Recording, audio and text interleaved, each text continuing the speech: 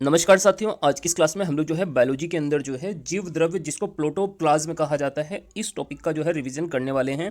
तो चलिए करते हैं क्लास की शुरुआत। आज की इस क्लास में हम लोग जो है जीव द्रव्य से जुड़ी हुई सभी इंपॉर्टेंट पॉइंट्स को इस क्लास में समझेंगे। सबसे पहले ये बात समझिए कि जो जीव द्रव्य होता है उसको अंग्रेजी में जो है प्रोटोप्लाज्म कहा जाता है। बात किया जाए सबसे पहले जीव द्रव्य के नामकरण की, तो देखिए जो जीव द्रव्य शब्द है इसका नामकरण किया था पुरकिंजे ने। आपको इसका नाम याद रखना है, पुरकिंजे। कब किया था इन्होंने इसका नामकरण? 1839 में किया था, 1839 में। तो आपसे एग्जाम में पूछा जाएगा कि बताइए जीव द्रव्य का नामकरण किसने किया था? पुरकिंजे ने किया था 1839 में। दूसरा इंपॉर्टेंट पॉइंट यह है कि जीव द्रव्य क्या होता है। तो देखिए यह एक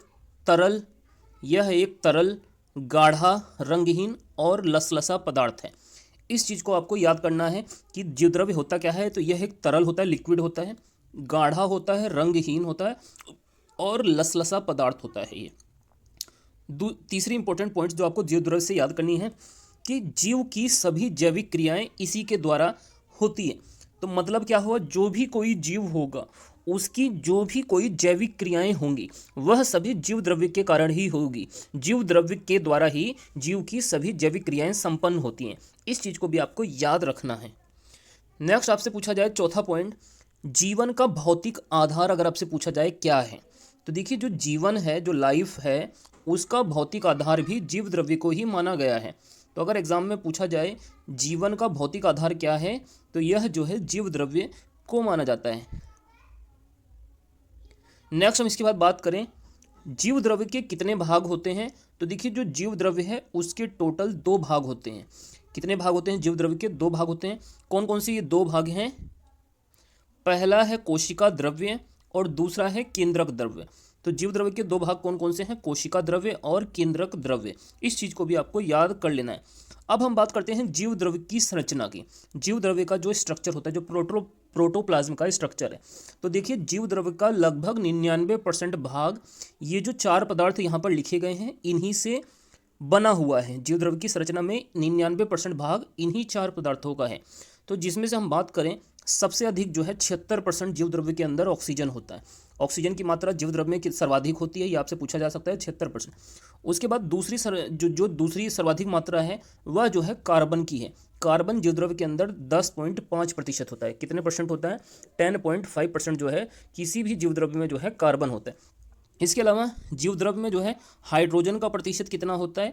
तो यह जो है 10% होता है। कितना प्रतिशत हो जाता है? 10% हाइड्रोजन हो जाता है। इसके अलावा नाइट्रोजन का परसेंटेज कितना होता है किसी भी जीव द्रव्य में? तो 2.5% होता है। तो जीव द्रव्य की संरचना में मुख्य रूप से यही 4 तत्व मिलकर लगभग 99% जीव द्रव्य की संरचना को बनाते हैं। इस तरीके से आप इसको याद रख सकते हैं। नेक्स्ट हम बात करते हैं जीव द्रव्य का 80% भाग क्या होता है? जल होता है, वाटर होता है। तो अगर आपसे पूछा जाए जीव द्रव्य का अधिकांश भाग क्या होता है, तो यह जल या वाटर जो है जीव द्रव्य का अधिकांश भाग होता है। इसके अलावा अगर आपसे पूछा जाए जीव द्रव्य में कार्बनिक तथा अकार्बनिक यौगिकों का अनुपात कितना होता है, तो देखिए जो कोई भी जीव द्रव्य होता है उसमें जो है कार्बनिक और अकार्बनिक यौगिकों का जो अनुपात होता है वह जो है 81:19 होता है। कितना होता है? 81:19 होता है। तो देखिए दोस्तों यहाँ पर हमारा जो है ये छोटा सा टॉपिक बट बहुत ही इंपॉर्टेंट टॉपिक जीव द्रव्य पूरा हो गया है। आइए एक बार हम लोग इससे जुड़ी हुई सारी इंपॉर्टेंट पॉइंट्स को दोबारा से रिवाइज कर लेते हैं। जैसे जीव द्रव्य का नामकरण पूछा जाए तो पुरकिंजे ने किया था 1839 में।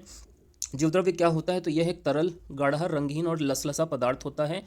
इसके अलावा जीव की सभी जैविक क्रियाएं इसी के द्वारा संपन्न होती हैं।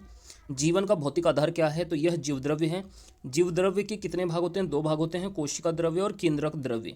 जीव द्रव्य की संरचना में 99% भाग किससे बना होता है? ऑक्सीजन से, कार्बन से, हाइड्रोजन से और नाइट्रोजन से। ऑक्सीजन का प्रतिशत 76 होता है, कार्बन का 10.5, हाइड्रोजन 10% होता है, नाइट्रोजन 2.5% होता है। इसके अलावा जीव द्रव्य का 80% भाग क्या होता है? तो यह जल हो जाता है। और जीव द्रव्य में कार्बनिक और अकार्बनिक यौगिकों का अनुपात हो जाता है 81:19। तो इस तरीके से आप इसको पढ़कर याद कर सकते हैं। तो दोस्तों ये आज की हमारी क्लास थी। आप लोगों की क्लास कैसी लगी कमेंट करके जरूर बताइएगा। वीडियो को अच्छी लगने पर वीडियो को लाइक करके चैनल को जरूर से सब्सक्राइब कर लें।